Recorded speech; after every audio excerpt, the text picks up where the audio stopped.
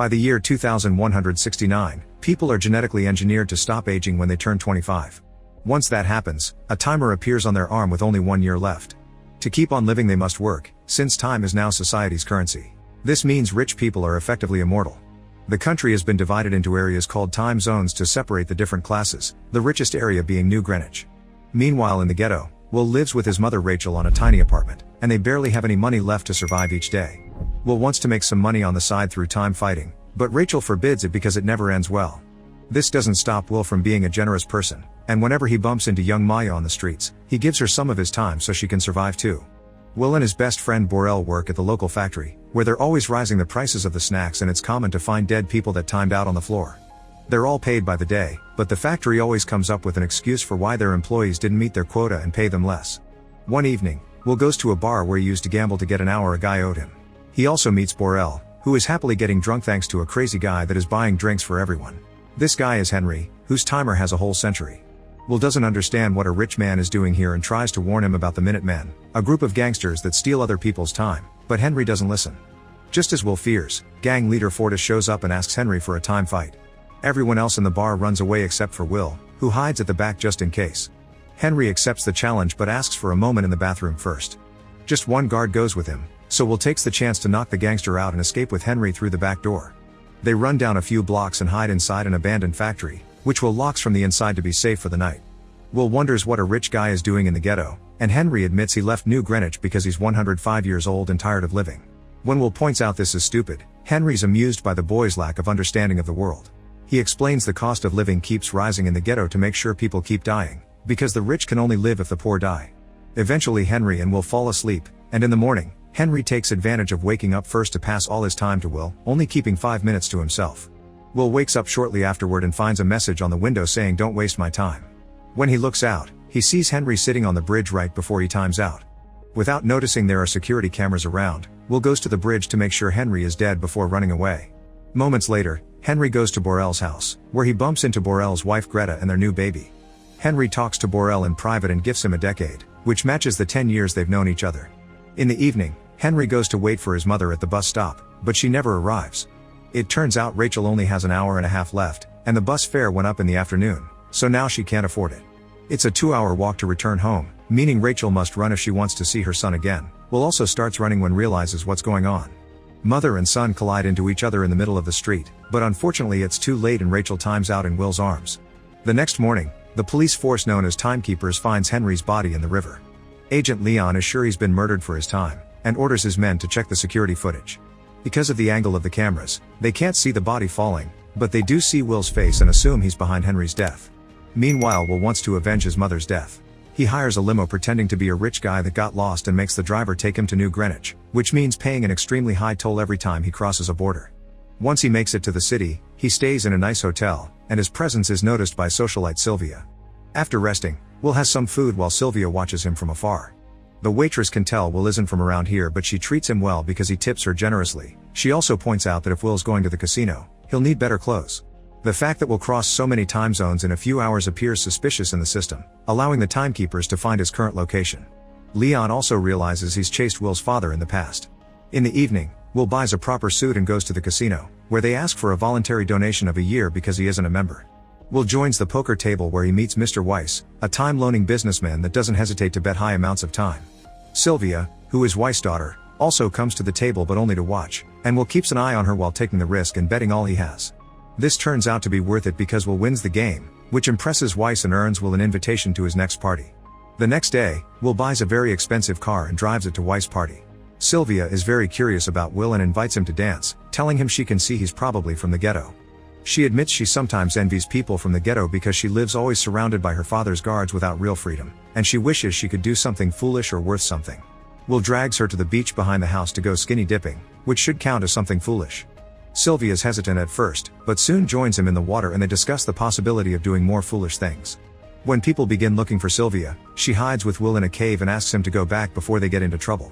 The pair returns to the mansion through different doors to avoid suspicion. Weiss invites Will to play poker, but they're suddenly interrupted by the timekeepers, who found Will's location by following the purchase of his car.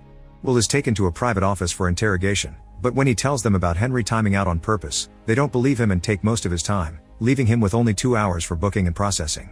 Leo tells Will he reminds him a lot of his father, who Will doesn't remember well. Weiss and Sylvia come to check on the situation, and Will takes advantage of the distraction to beat the timekeepers up and steal a gun before escaping. He uses the gun to grab Sylvia as his hostage, and they run through the back door to leave in Will's car. Leon begins chasing Will throughout the city and even manages to hit his car from behind, but Will responds by driving backward. He manages to dodge a truck at the last second, but Leon doesn't react so fast and crashes against it, meaning Will gets to escape. As they make their way to the ghetto, Will asks Sylvia for some time, but she refuses to help him. When they reach the bridge, Will gets distracted by the security cameras and doesn't see the spike strip on the ground, which causes the car to crash. Both Will and Sylvia fall unconscious, and minutes later, they're found by Fortis and his men, who immediately begin stealing Sylvia's time. At that moment, the timekeeper's sirens can be heard approaching, and the gangsters run away, leaving Sylvia with only half an hour. When they wake up, Sylvia freaks out at the little time she has left and asks Will for help. Will finds it ironic how she's now in favor of sharing, but helps her anyway before taking her into town. After they're gone, the timekeepers arrive to inspect the car, although Leon first needs to ask for his daily pay, because he never carries more time than necessary. Seeing the situation, Leon decides not to chase after Will anymore because he's sure he'll contact them first.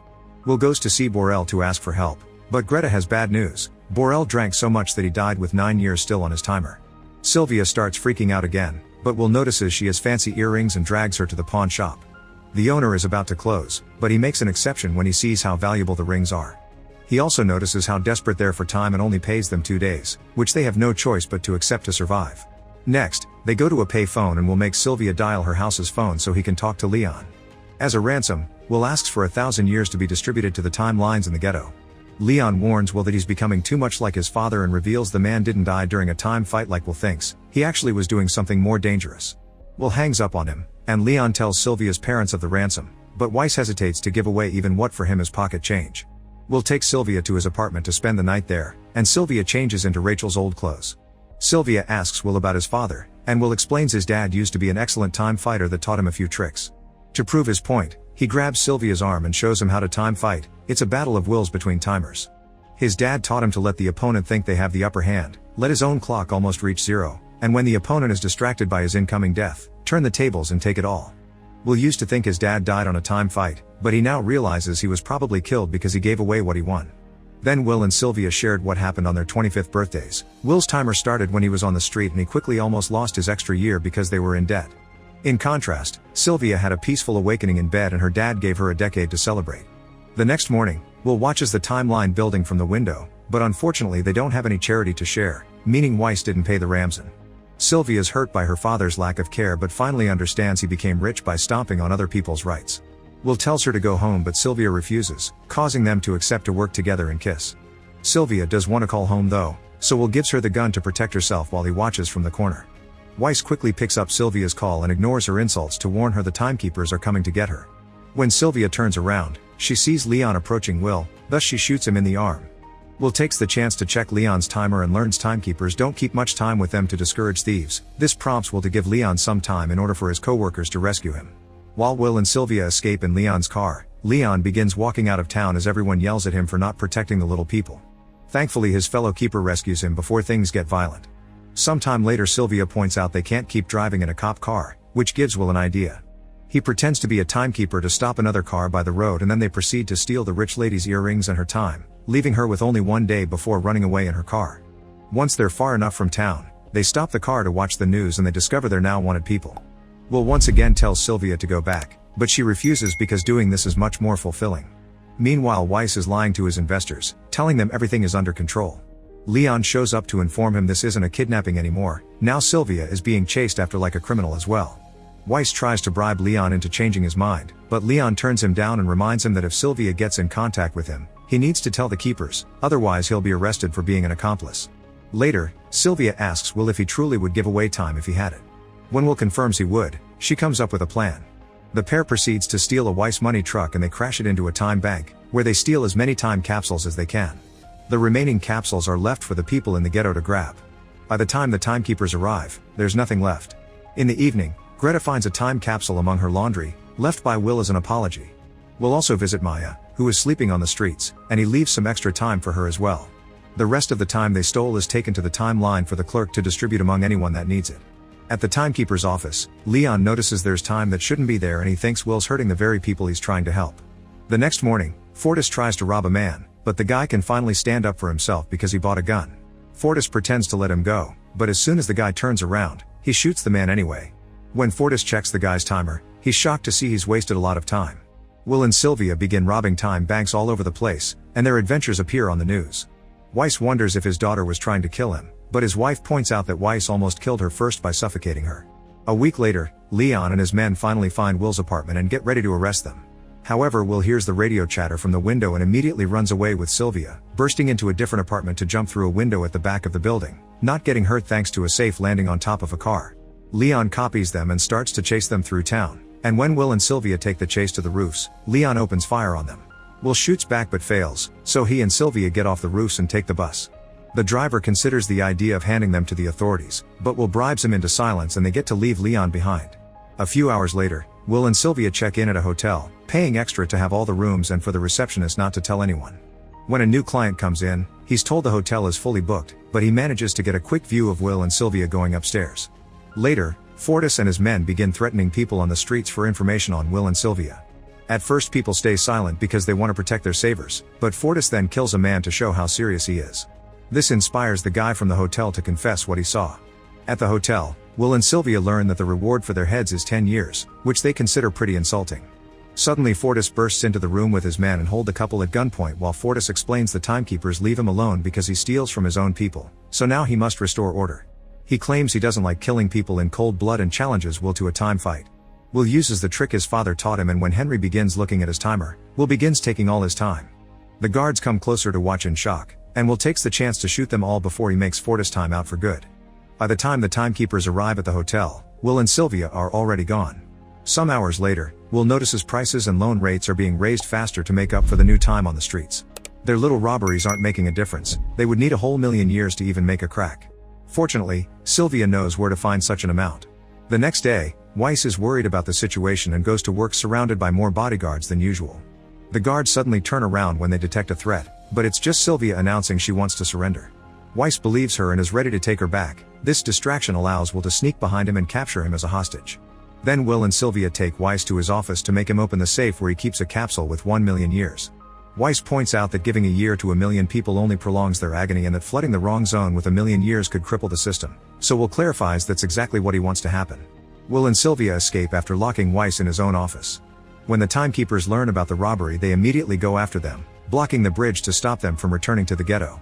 Leon is chasing them as well, and when he finds them, he concentrates so much on them that he forgets to get his daily pay. The keepers open fire on them, but Will just ignores the bullets and drives through the time zone barrier, allowing him to reach the ghetto. Leon wastes no time and crashes his car against theirs. Will immediately leaves the vehicle and gives the million years capsule to Maya before he and Sylvia pretend to surrender. A smug Leon thinks he's won, but at that moment, the timeline announces there's time for everyone, and an eager crowd fills the street, getting in Leon's way and allowing Sylvia and Will to run away. Leon pushes people aside to get back in his car and go after the robbers, but when they cross another barrier, Leon has to follow them on foot. Eventually he catches up to them, and Will guesses Leon used to be from the ghetto too. Leon confirms this and explains he worked hard to get out, which is how things should be. Then he tries to arrest them. Will points out there's no point because he and Sylvia only have a few minutes left, so they'll die soon anyway. This makes Leon check his own timer and realizes he doesn't have much time either because he didn't collect his pay. At that instant, his clock times out and Leon dies right there on the road. Will and Sylvia only have seconds left, and they kiss to say goodbye. However, Will realizes the keepers have time in their vehicles, so he runs to Leon's car to take some for himself. Sylvia isn't as fast as him and fears she won't make it, but Will runs back to her and they meet halfway, allowing them to share time before death catches them. Back in the company, Weiss has given up and tells his employees not to do anything because it's over. Newscasts all over the nation show how people have taken to the streets. The factories lie idle, and people are crossing the zones to make it to New Greenwich. Authorities swear everything is under control, but everyone knows the system will soon collapse. At the timekeeper's office, the employees decide to go home because there's nothing they can do. Will and Sylvia are never caught, and they start going after bigger banks to keep the old system from coming back. Make sure to subscribe and turn on notifications so you can watch more videos like this. Thanks for watching.